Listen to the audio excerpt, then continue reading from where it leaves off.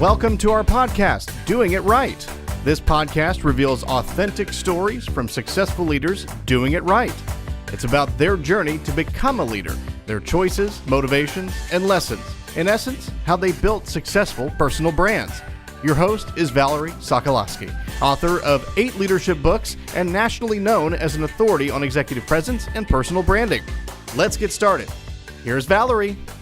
Today I wanted to talk about health services. You know, the health industry is really something in our face these days, and everyone wants to know what's going on in the healthcare industry and how does that affect us and our health. And so in that industry, we really want to have leaders who are doing it right. And so I wanted to hear from someone that I knew was doing it right in leading an organization. And so I reached out to someone who's been in an organization for 20 years. That's doing it right in the first place. In making a difference, leading within a huge global health services organization. So LaMonte Thomas is the president of Cigna Health Service Company for North Texas and for Oklahoma. Now, you may have heard of Cigna, but for those of you who haven't, I want you to know that it's a global health services company that traces its roots back 200 years. And Cigna is listed as one of the top best companies globally, and was one of the first companies to offer expatriate and global medical insurance plans, and they still are a leading international provider. They're all about these things: improving your health, your well-being, and a sense of security. That's something we all want. And they do this through 45,000 employees that serve more than 95 million customers worldwide. So now I want you to hear some wisdom from LaMonte and how he leads so effectively in such a large organization, and he's held so many roles. LaMonte, welcome. Welcome. Thank you, Valerie. Thank you for having me. You're welcome. Welcome. I know that you have held a lot of different positions in your, is it 20 exact years? 22, actually. It goes so fast. 22 Wow. In February. 22 years. I'm just curious about the journey. 22 years. First of all, that's something in today's workplace when people are job hopping more than ever before. So it says a lot about Cigna, and it says a lot about you. And so tell us how that journey started. So Valerie, it started back in Arizona and human resources, actually. When I say human resources, people look at me like, human resources, market president, how is that connected and what's the journey? And it was a jagged journey. So in human resources, the opportunity I had there was really to understand what we were trying to do as an organization, but really focused me on people. Focused me on how important the people were in our strategy, and in order for us to achieve the success of an organization, really investing in people, getting the right opportunities to develop those individuals, and also getting the right tools for leaders to lead those individuals. So I went from human resources, then I went into a sales opportunity, then into sales operation, moving to Dallas, and then relocating to Richmond, Virginia to take a sales VP position, and then 2012 coming back to Dallas as a market president. So you were ingrained with the people side of the business, but you told me early on also that was ingrained in you even as a child, the interest in people. It was from my mother, who really talked about you're going to meet people every day that know something you don't know. And the joy of life is really understanding those individuals, understanding their story, understanding just viewing life through more than just who they were, what you saw on the outside, whether they were from a race perspective or from a gender perspective, but really turning the pages, so to speak, and really understanding their story and their journey, and there's richness in that. And then also finding a way in your life to be a blessing to other people, because not everyone will have the things that you have. And even growing up, we grew up not knowing we were poor, but when you look back, you're like, we were pretty poor. But you also, my mother was one that says, even though I have only this, there's someone with less than that. So she would always try to help a neighbor or buy potatoes and split it up so that neighbors would share with neighbors. And she had a house full of boys. They were and growing boys, but it was always a place that she found to help others with what she had and sharing that with others. So it really instilled in me the value of people and the richness of their story, but just as importantly, the responsibility you have to your neighbors.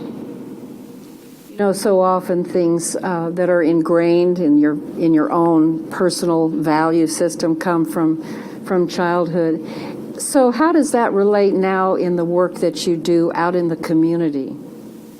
So it works great, especially with Cigna and our mission about helping individuals improve their health, well-being, and sense of security, but also building healthier communities. So it's all about giving back in a way that is really focused on that individual.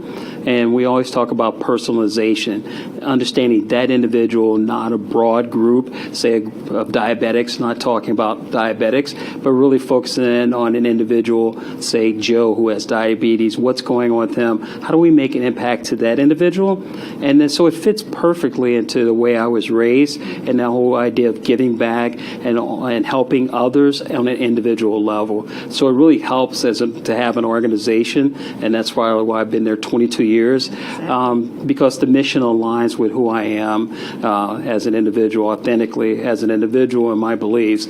It matches well with the organization. And then it just gives me in this role the freedom in a community. You talked about Cigna being global. But it's really when I try to bring to life and we bring to life, it may be global, but we're local. There you go. And what does it mean for Dallas, Fort Worth, and Oklahoma, and the markets in which I'm responsible for? What does it mean here to be engaged in the communities? What do the communities need? Who are the community partners on a local level? Well, when you talk about your area of responsibility and then Cigna globally, I was going to ask what you think is the differentiator with Cigna. What's the secret sauce that Cigna has that's different or better than competition? Now, you're probably bracing yourself for me to say something that's going to be so, but it's really focused on the customer. We have an unwavering focus on the customer, and those 45,000 employees have a focus on the mission. They really get up every day, come to work. How can we bring our mission to life and impact the individual? Everything we do is about that customer. Back to where I talk about personalization. Really, what does it take for that individual to engage in their health and to want to do something different, and allow us as a health services company to provide those supports to meet their health goals? That's pretty special. So as a leader, how do you keep people motivated when people are coming from different backgrounds and may have different motivations, and you want your employees to stay and be engaged? So how do you keep them excited to come to work every day? What I try to focus on our employees is that they bring their authentic selves to work. I love that. And allow them to do that and realize from a diversity and inclusion perspective that it's a responsibility as a leader to embrace where they are and understand how bringing their unique gifts and their unique views and vision as to things, the way we address things, bring that to the organization, as long as it's all about the customer and improving their health, well-being, and sense of security. And I think that helps create a rich environment, an environment that's reflective of the diverse customers that we serve in the community here. And it allows us to stay, what I like to say, fresh, because you're always looking for an idea and a different perspective in which to look at things versus what I like to say, staying inside your laboratories or your echo chambers and with everyone looking and thinking the same way, and you're thinking and talking about ideas and you're hearing the echo back saying, and then you walk out, that's a great idea. You go to a diverse market and they're like, who is that for? So that's why I think it's what we try to do, and I try to do as a leader, is encourage people to do that, bring their authentic selves and to the job, but also create a work-life balance. That's critical, because if there's something going on at home, address that. I mean, we're a team, so someone will pick that up, but if you're not addressing that, you're bringing it to work and you're distracted. So I'd rather you address stay at home, work from home for the sick child, than to come to work and then you're thinking about that sick child and who's going to pick up the child and things like that. It's really creating that balance and allowing people the flexibility. Absolutely. That sounds like best places to work to me. You know, when you think about a balanced work life, there are so many people who say, oh, I'm so stressed. I have such high expectations from my boss. You've described you as a boss. If I came to work on the first day at Cigna and you're my boss, what would that look like?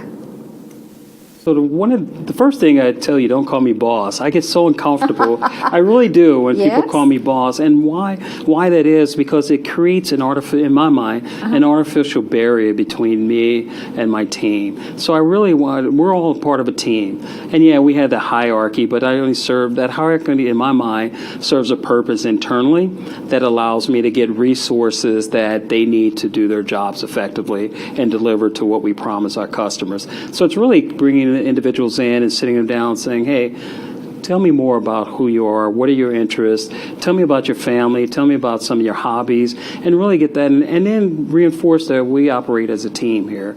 And I want you to have balance in your life. And then I want you, I tell people this, and we chuckle. I say, don't become Cignatized. Really? And why I say that is because back to, I want you to bring your authentic you and view to the organization. We have enough people that think like Cigna. We want to think more like the market. We want to think, and you were hired for your insights and for your skills. So bring those and keep those in the forefront of when you're engaging with your team, because and focus on your strengths. I always tell people, you know, if I tell you to work on your weaknesses, like most of us, we're like, yeah, they're there. I don't have time for that. I want you to operate on your strengths, and where you're weak, say it's building spreadsheets as an example. There are other people that love to build spreadsheets. Not so me. There's people on my team that build spreadsheets, and others that do other things. So, you know, that goes to the work that I've done for so many years now on personal branding and ironically, a lot in the health services industry. And I try to make that point that if you come to a place where you're comfortable in your own skin, where you really know what your personal brand is and what you bring to the table that's unique, and that's what you're saying, then you're more likely to feel comfortable having a point of view and talking in a meeting instead of, oh dear, I might say the wrong thing, or how will this be viewed, or will they think I'm silly, or so everything you said is doing it right, LaMonte. Decision making. I'd like to ask you about that. As a leader, you have to make decisions every day. And how have you learned to make good decisions? I think sometimes I'm still learning, Well, but no. sure. So as for work related, because it's a little different when it's personal versus work, I try to, first of all, listen to really make sure I understand what we're trying to achieve, what's the challenge before us, and get different perspectives. But also with a lens always on the customer. What does this mean for the customer? What does this mean? And that's the question we always ask as a team. What does this mean for the customer?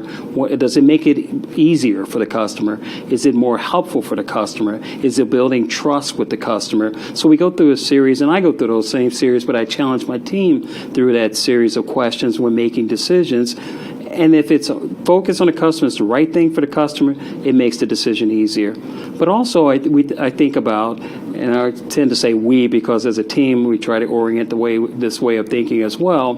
We try to make decisions, decisions based on, okay, is it something that we can make a decision, and if it's not right, we can quickly adjust? Or is this one of those if we make the decision, it's all in, and there's no adjustment there. So that's where I kind of go through that process, and before I come to a decision make a decision. Sometimes it's collective, but quite often it's me at the end of the day having to say, let's go, let's do this. But realizing that most of the decisions we end up making are ones that we can adjust along the way. So it's not those situations that we're going to bankrupt the company or it's something that extreme, but it's always those things that you can adjust along the way based on the information you have, and as you get more information, adjust. Clear focus on the customer. Absolutely, absolutely. So I know that you learned a lesson early on about being a perfectionist. So for those of us, I can't say I'm really a perfectionist, but I like to do things right. But I'd love for you to share the story about your hobby with trains and what you learned about world isn't perfect. Absolutely. From that gentleman. Absolutely. So I've always fascinated by model trains and layouts, and it was always one of those things I told myself, when I retire, this is going to be my hobby. And then one day, several years ago, while living in Virginia, I said, well, why am I deferring that? This is some fun stuff. And so I went to a train show, and train shows, you can get a little intimidated because you walk around, you're seeing layouts, and they're beautiful layouts. And when you say layouts, you mean the tracks? And the scenery and the cars and the lighting. Sure. I mean, it looks like a real piece of a community. And you look at it and you're like, wow, and they're so beautiful. So I was asking the one older gentleman, I said, how do you get this so perfect? And he looked at me and said, as if he was like, what am I talking? Like I was talking a different language. And I said, no, really, I'm about to get into this hobby, and I want to be like you. I want to be able to do these things right and perfect. And he told me to go outside. And I was like, okay, well, he's blowing me off. Go outside, leave me alone. But it was more of, he said, no, really, go outside, spend a couple moments looking around, come back, and I'll tell you how I got my perfect layout. So I did that, came back in, and he asked me the question. He said, what did you see outside that was perfect? And it made me pause, and I saw things out there, a building with a broken glass, and I saw the grass overgrown, and things like that, everything you would not think about being perfect. And he said, that's it. It's not perfect. This is a hobby about you enjoying it, doing it the way you want to do it, and it's all about the satisfaction of the journey and the process. When you're trying to seek perfection, it takes away from the excitement. It becomes work and is not satisfying. Don't bother doing it if that's what you're trying to do, is seek perfection. I love that story because I was told by someone a few years ago that he was an avid golfer. And I said, well, where do you play golf now? And he said, I don't. Just like that, I don't. And I said, why?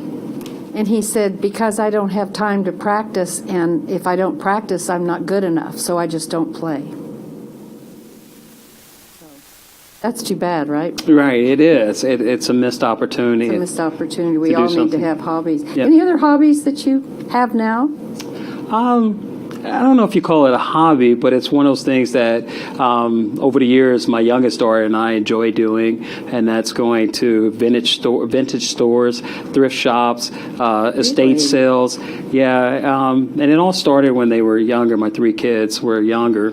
We do things like go to garage sales, and they would be fascinated by how much they can buy with spending so little. Mm-hmm. And so that kind of evolved, and the two older ones, they got older, and they're like, we don't want to do that. But my youngest hung on longer, and it was our father-daughter time, really, where we talked about things, and we had the fun of the hunt, and then we find something, and we talk about what we found, and excitement, and so that kind of stuck with. But what it ended up doing, and it was not by design, but it happened, but I'll take credit for it, is it taught them the value of a dollar, first of all, because each one of them are financially responsible with their money, avoid debt. Now, I always say to my wife, I'm glad they got their father's genes instead of their mama genes, who likes to let money go. And we joke about that. But it's really, I end up teaching them life lessons But it's a bond that we have that we look back and we talk about, and it's just that time you carve out at doing something together versus watching them and you're sitting on the sideline just watching them in a sport. Nothing wrong with that, but for us it was just that time together, two of us driving around, then deciding where to go eat, and then just talking about the things we found and things like that. Isn't that fun? Yeah, and her biggest joke is that when we go to an estate sale, she says I do multiple laps around the estate sale before she gets frustrated with me. She's like, would you make up your mind, just get it? And I'm like, well, I got to think about it. So it's the joy of the hunt. Exactly, but it's our joke. That's great. I always ask guests to give us their lessons that they've learned, and I'll ask you this too, through the years, your pearls of wisdom, whatever you want to call it. We call them teachable points of view because as a leader, you are teaching other people to be leaders. That's what leaders should be doing. And you mentioned several, if we can go over some of these. What comes to your mind as a teachable point of view? Then whatever you do, you need to be intentional about it, and that which tells that you have focus and that there's purpose in what you're doing. I think that's very key, and there's a certain level of passion around when you're intentional about what you're doing, and also a sense of being mindful in a way that. You're thinking, you're doing a lot of thinking, and you're understanding that what you're saying or doing, the impact it has on an individual when you're being mindful. And it also causes you to do one thing else, to listen. In order to be mindful, you really have to listen to people, listen to what's going on with the intentional focus of understanding versus where I think we've, as a society, has moved to more of trying to be understood. And I think that's pretty key, being mindful and intentional about your efforts and what you do. And, that leads to, you were talking about how we tend to go home, get in our car, get in the garage, and disconnect. You mentioned something about stay connected. Well, it is. And at Cigna, we did a loneliness index study. And what we found is that generationally, the 18 to 22-year-old Generation Z they're more lonely and disconnected than what you would think would be old seniors. But they're more lonely and feeling of disconnected than seniors. Really? Even with technology. You would think with technology that with Facebook and all these other social media things that people were connected. But there's lost sense of community. And where there's a shared interest, where there's interactions, where you know your neighbors' kids, there's contact and conversation versus a text or a tweet. And there's really that type of interaction is missed. Because people do. They drive in their garages, go in their house, and in the backyard there's the 8-foot privacy fence, and there's and you unplug. Where before there was that community that you had, that you sat on the front porch and you talked to your neighbors. Real people. Exactly. You went out to the park with other kids and played in the park. I do sense that there's a loss of that in our lives today, and it's sad to see that with the youngest of us not feeling connected and lonely, and just the missed opportunities that I think we as society have as a result of that, and they as individuals have as a result of that. Technology can be good, and it can not be not so good. Is this study something we could find on the internet somewhere? Absolutely. You can go on Cigna.com and get access to the study. I'd like to do that, and I'm sure some of our listeners would too. You mentioned a couple of other things in talking about that everyone has a story. And you mentioned that you get to know people when they first come to work and hear about their personal lives and their story and so forth. Tell us about when the lady came into the lobby and you happened to be there, and her story. So we have people that obviously come into our company for interviews, and I try to speak to everyone, no matter who you are and what you do. So I have a tendency when I see them sitting in a certain area of the lobby, I know they're there for interviews. So I'll go over there and ask them, hey, are you here for an interview? And they'll say yes, and I'll say, good luck, bring your best you to the interview, do it well. And, and if they have faith, I said, all right, you've already prayed for this, so accept that this is your opportunity. And really just spend that time with people, making them feel welcome and at ease. And so I did that, and then recently one of the employees was hired, and I saw her in the cafeteria, and she came up to me and said, do you remember me? And I can't lie and say I did. It was like, sort of, vaguely, help me place you. And she said, I was in the lobby, and you were the only one that spoke to me, and you wished me well, and I got the job. And she was so excited that she got the job. But she felt welcomed, and she felt like someone believed in her. And I do, and that's just who I am. So it's not like it's something that, in my job description it says go do. But because we've all been there, sitting in there waiting for the interview, all worked up, all tense, and anxiety levels are high. And it was just a way to say it's going to be okay. Just bring you to the interview, and it's going to be okay. The fact that you were interacting just at that moment, but the fact that you interact, period, as the president, someone at that level that would take the time with anyone is pretty amazing. But there's also a benefit to the organization when it comes to engagement. I heard a keynote speaker recently who works with major corporations and CEOs of them. And he made the point that he says to these CEOs, almost every one of them that he works with, he says, do you know what's going on in your organization? And they'll say, well, sure.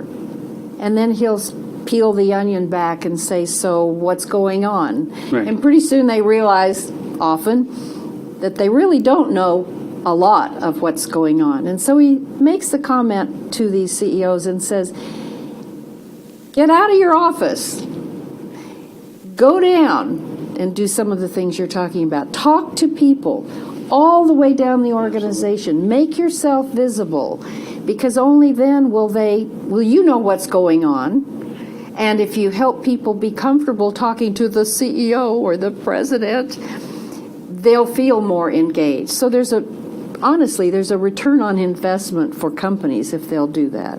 So thank you for all of that. You're absolutely right. It's just been a real pleasure to have someone at your level talk to us about some of these basic things, and also just how special it is that you're with an organization that is just so much like you. Of course you've stayed 22 years and probably will stay many, many more. So I appreciate it for you being on, and we'll continue to stay in touch and hear some of the other stories that are going on in Cigna. So thank you so much. I appreciate you and appreciate what you're doing with the show. Thank you. You're welcome. All right. And until next time, I want you to do what LaMonte said, and that is, you be the best you can be. And LaMonte actually quoted this. I'll read, if I can, your quote. You said, be the best you, and we'll become the best us. So until next time, stay authentic, exude your executive presence, and stay tuned to the next podcast. Have a great week. Thanks for listening. To receive Valerie's voice, free monthly leadership tips, and to learn more about her leadership programs and coaching, visit her website, valerieandcompany.com. Next week, we'll be here again to inspire, engage, and equip you with teachable points of view from successful leaders who have been doing it right. Until then, lead authentically.